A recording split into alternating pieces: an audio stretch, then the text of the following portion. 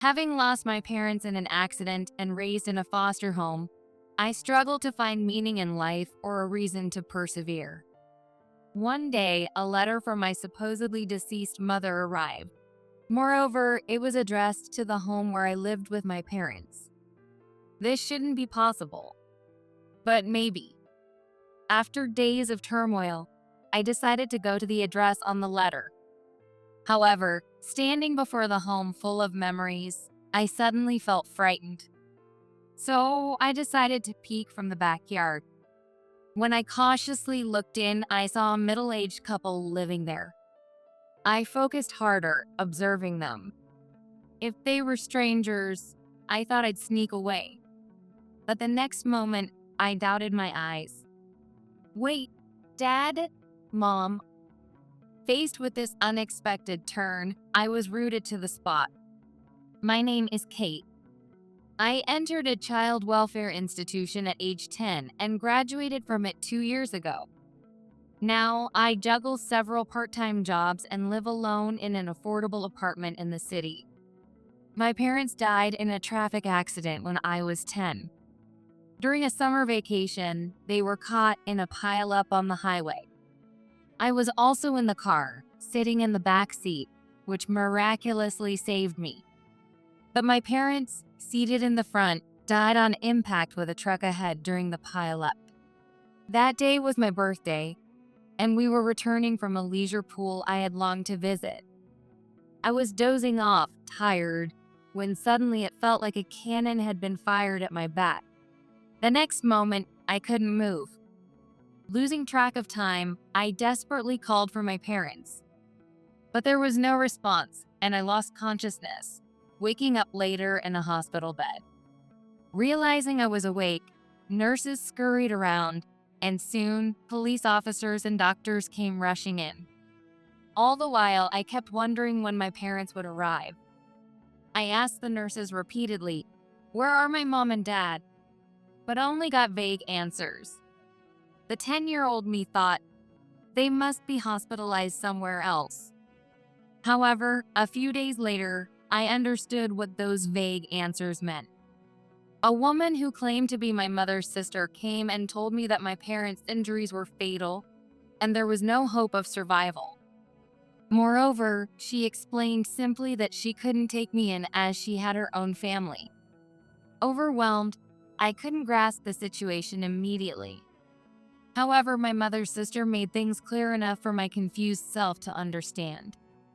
As a result, I knew I would go to a foster home after being discharged. I had many questions, such as what would happen to the house we lived in and what to do about school. But I didn't want to be a part of a stranger's family, so I still remember feeling a little bit of relief back then. Afterward, my injuries healed, and I was sent straight to the foster home without returning home. During my hospitalization, my aunt had managed the funeral, sorted the belongings, and sent my things to the foster home. We had corresponded by letters, so I was informed about these arrangements beforehand. To be honest, it felt awful, as if strangers were rummaging through our home, but there was nothing the 10-year-old me could do.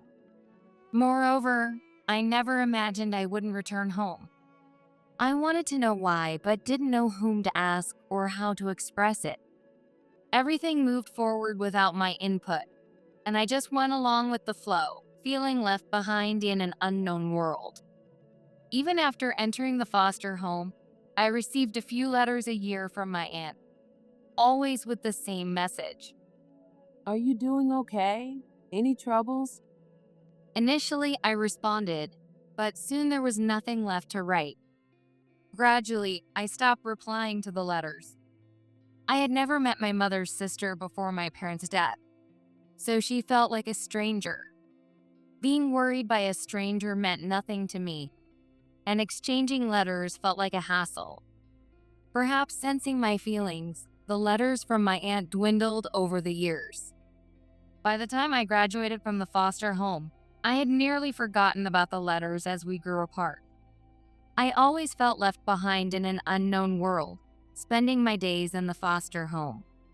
The funeral was held while I was hospitalized, and coming straight to the foster home without going back home, the reality never truly sank in. Why am I even here? I constantly felt this sense of alienation. As I grew older, that alienation turned into a lingering sense of loneliness. I have nothing left. There's no point in trying when there's nothing there. That's how I started to hate everything and lost all motivation. So, right after graduating high school, I left the foster home and got a job, but I couldn't fit in with the people or the workplace atmosphere, and I quit soon after. Then I became a temp worker, but I never felt like I belonged anywhere, and those jobs never lasted long. The gaps between finding new jobs grew longer, and my already meager savings quickly ran out. I was just getting by with day labor, living on the edge every day. Is there really a point to living through this loneliness? Would it be easier to just leave my apartment and live on the streets? I thought about it many times, but always stopped just short. If my parents knew I was living on the streets, they'd be heartbroken. Even though I knew I'd never see them again, I didn't want to make them sad. On a particularly exhausting day, I got a call from the foster home that a letter addressed to me had arrived. Because of the guilt I felt for quitting my job soon after getting it, I had tried to avoid any contact with the foster home. I intended to have them throw away the letter without reading it. But when I heard who the letter was from, it hit me like a hammer to the head. It was from my mother, who was supposed to have died in an accident when I was 10. I immediately went to the foster home to get the letter. From the moment I received the call, my mind was in turmoil. My parents died in an accident when I was 10. That was an immutable fact. Miracles don't happen, and this letter must be some kind of mistake. I tried hard not to escape into fantasy, trying to keep myself calm. But contrary to my feelings, the impossible hope that maybe their death was a mistake kept resurfacing in my mind. If my mother was alive, why had she left me in the foster home for years? What could possibly be achieved by just sending a letter now? As I rode the train to the foster home, I kept thinking about various things. But I couldn't find any satisfactory answers or settle my feelings by the end of the ride. Instead, my head was a mess of confusion, joy, questions, anger, and sorrow, and I felt like I could start crying at any moment. When I finally reached the foster home after more than an hour, my mind was blank. Let's just see the thing before thinking further, I muttered to myself as I entered the building. I received the letter in the office and stared at the envelope, which was undoubtedly in my mother's handwriting, and sure enough, the sender was my mother. Tentatively, I opened the envelope, and inside were 3 letters decorated with illustrations of my favorite character when I was 10. The first letter began, "To Kate, who is now 20 years old." Just looking at the soft, slightly quirky handwriting of my mother made my chest tight, and I felt like crying. The letters, filled with memories from when I was born until I turned 10 and speculations about how I might grow and live in the next 10 years, were so much like my mother herself. I looked up at the ceiling several times to keep from wetting the letters with tears. But I couldn't stop the tears, and they left stains here and there. After finishing reading, I thanked the people at the foster home and quickly left the place. My mind was still in chaos, and I wasn't in a state to talk to anyone. As I rode the train back, I read the letter over and over, feeling like I might grasp something by doing so. And as a result, I concluded that the letter must have been written before the accident. At that time, celebrating the milestone of having turned 10 was popular. I remembered being very excited about it. My mother probably wrote this letter to commemorate my 10th birthday and to express her hopes and thoughts for my future 10 years later. The question is, who sent this? The first person who came to mind was my aunt, my mother's sister. But we've grown distant over the years. and I can't see why she would bother to send a letter in my mother's name. Moreover, the return address is the house where I lived when I was 10. If it really were my aunt, she would use her own name and her own home address on the letter. We've been so estranged that it feels like she wouldn't even remember me. I racked my brain for who else it could be, but no one came to mind. The letter brought forth my mother's existence so genuinely that it filled me with happiness and confusion. What is the right way to feel? What am I supposed to do after reading this? No matter how much I thought to myself, I couldn't come up with any answers. Exhausted from thinking, I decided to stash the letter in a drawer, pretend nothing happened, and return to my daily routine. But as days passed, the existence of the letter gnawed at me. I thought about throwing it away, but every time I saw the handwriting on the envelope, I couldn't bring myself to do it. Then I thought, why not go meet the sender of the letter? Since I had nothing to begin with, there's nothing more to lose. Besides, maybe the sender could offer some assistance with my life. Perhaps I was unconsciously hoping the letter's sender could change my current life.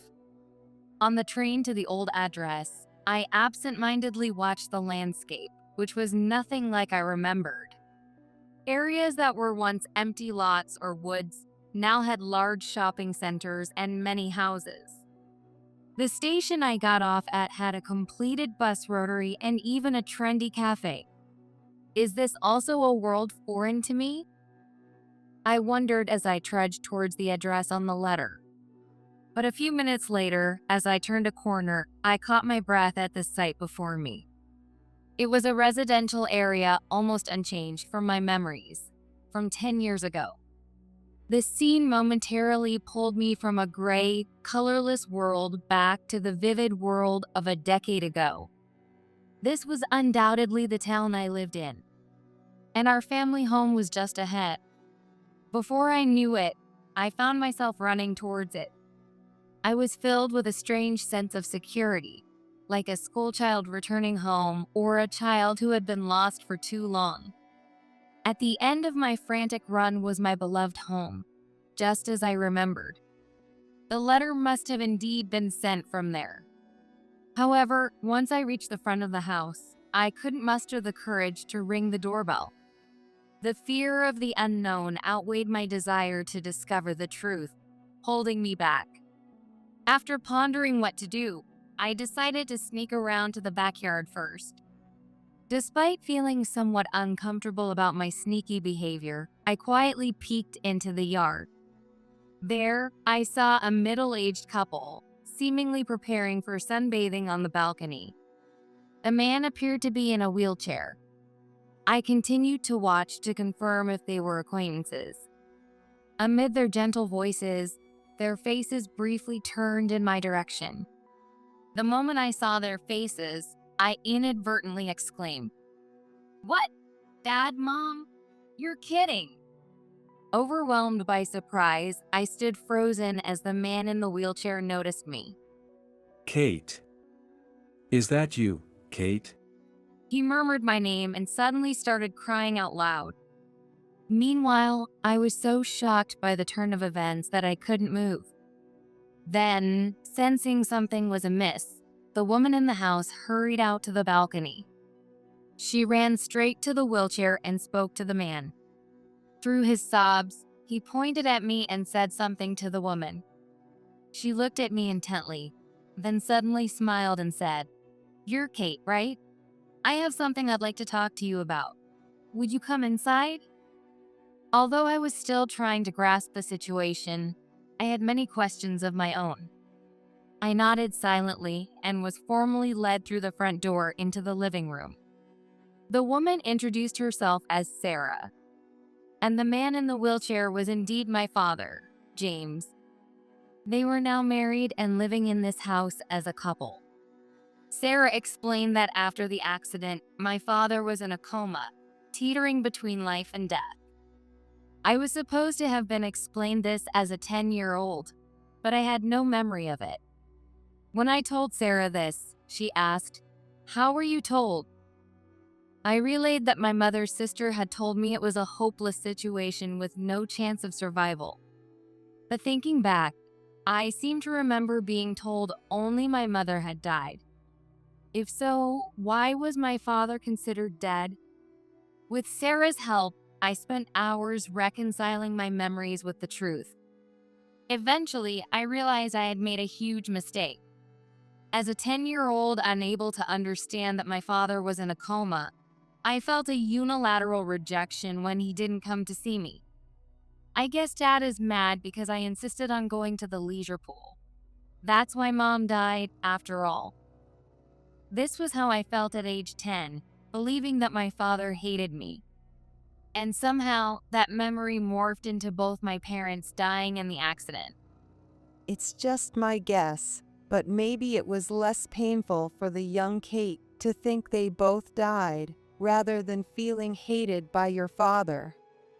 Sarah kindly suggested that to me, trying to make me feel better.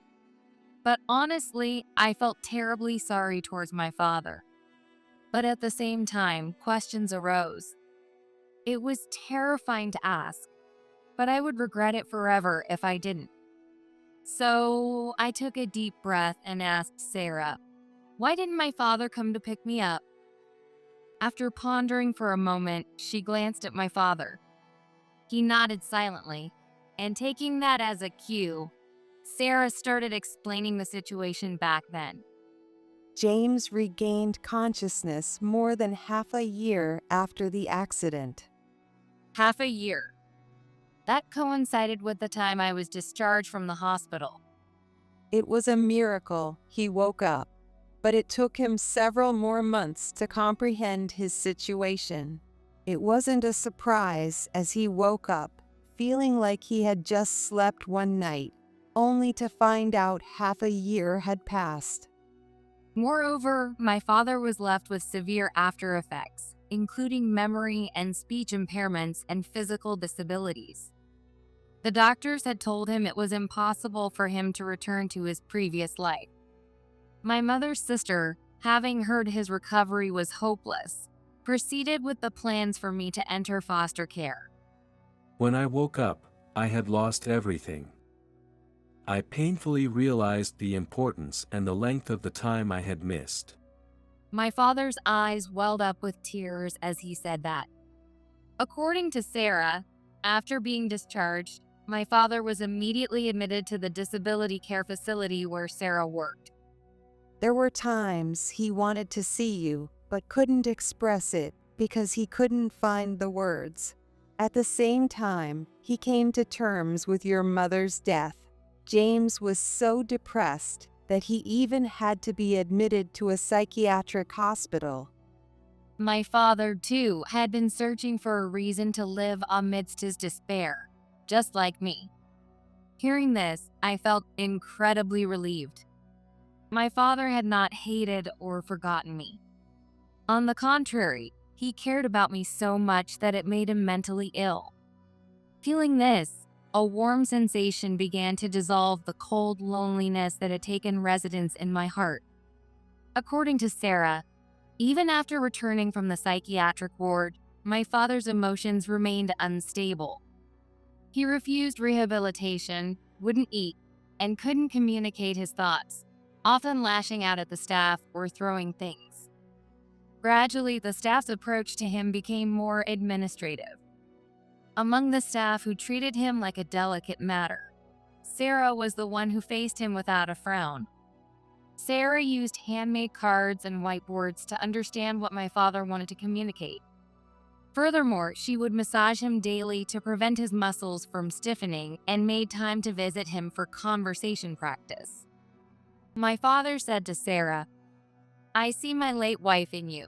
When I think about how sad she would be to see me like this, I feel like I have to keep trying." Then he tightly grasped Sarah's hand. It was profoundly clear how important Sarah was to my father. I felt a bit envious of their bond. I wished I had someone to support me like that. Later, as if reborn, my father tackled his daily rehab and stopped lashing out at the staff. He went from refusing to leave his bed to independently visiting the rehab room and initiating his training. Listening to it all, it seemed like a miracle. But the real miracle was yet to come. Thanks to his relentless rehabilitation efforts, my father recovered enough to lead a normal life. He was even able to leave the disability facility.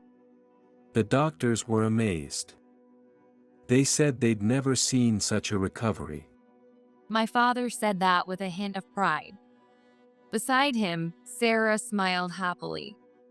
Her smile, so much like my late mother's, enveloped my heart in a strange, warm nostalgia. Speaking of my mother, I hadn't yet asked about the letter.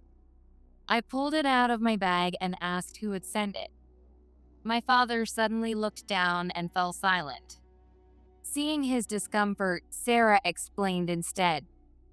After we got married and were cleaning up one of the rooms, I found this letter by chance. James had been avoiding meeting you, feeling he didn't deserve to, despite always thinking about you. I convinced him that we should at least send the letter. With Sarah's explanation, the jumbled pieces in my mind finally came together. It was all a twist of fate. My father, who was unable to come see me due to the accident and his disabilities. Me, who mistakenly thought he was dead. We both felt alone, walking through dim lives. But it was Sarah and this letter left by my mother that brought us back together. I never forgot about you, Kate, but I felt too guilty for not being able to do anything for so long. I worried it would be a nuisance if I contacted you out of the blue, and I couldn't make up my mind. My father then apologized to me as he said that. Hearing about his struggles and situation, I felt no resentment. On the contrary, I was genuinely happy to learn he'd always cared. It even made me laugh a little to realize we reached our points of self-despair at the same time, a weird way to feel our parent-child connection. When I shared this with Sarah and my father, they both laughed through their tears. It was the first time I saw such warm tears. Looking outside, the setting sun cast a glow on the balcony. I think I should be going. I stood up as I said that to them. But my father panicked and stopped me. Wait. Now that we've finally met, I don't want to leave you alone again. I may not have the right to say this, but I want us to be a family again. Stay here with us, Kate. He pleaded with tears that were different from before. I was deeply touched to know how much he cared about me, but at the same time, I couldn't shake off the fear that I might disrupt the happiness he found with Sarah. Torn between feeling I should refuse and wanting to stay and live with my father, I found myself unable to move. Speechless, I stood there for a while. Kate, if I were your mom, would you reject me? What? I looked at her, startled. She smiled gently, as if seeing right through my hesitation. Her smile and her generous, kind consideration were just like my mother's. It felt as if my real mother was giving me a nudge. I gathered my courage to be true to my feelings. If you're okay with someone like me, please let me be part of your family. I answered loudly, and my father lifted his head so quickly he almost fell out of his wheelchair, overjoyed. Seeing him like that, I laughed out loud for the first time in 10 years. I had finally found my way back to a world where I belonged. Half a year later, I'm now studying hard on hospitality to fulfill my dream of becoming a flight attendant. Next year, I plan to take the entrance exams for a vocational school. Before returning here, I had lost all motivation and had stopped thinking about my dreams or future. But reconnecting with my father gave me the space to think about my future, guided again by my mother's letter. The letter ended with, "What are you up to now? Did you become the flight attendant you dreamed of? No matter what the future holds, I will always be cheering for you." With my kind mother's thoughts in my heart, I've decided to pursue my dreams with all my might. And someday, I secretly hope to repay my father and Sarah with my first paycheck.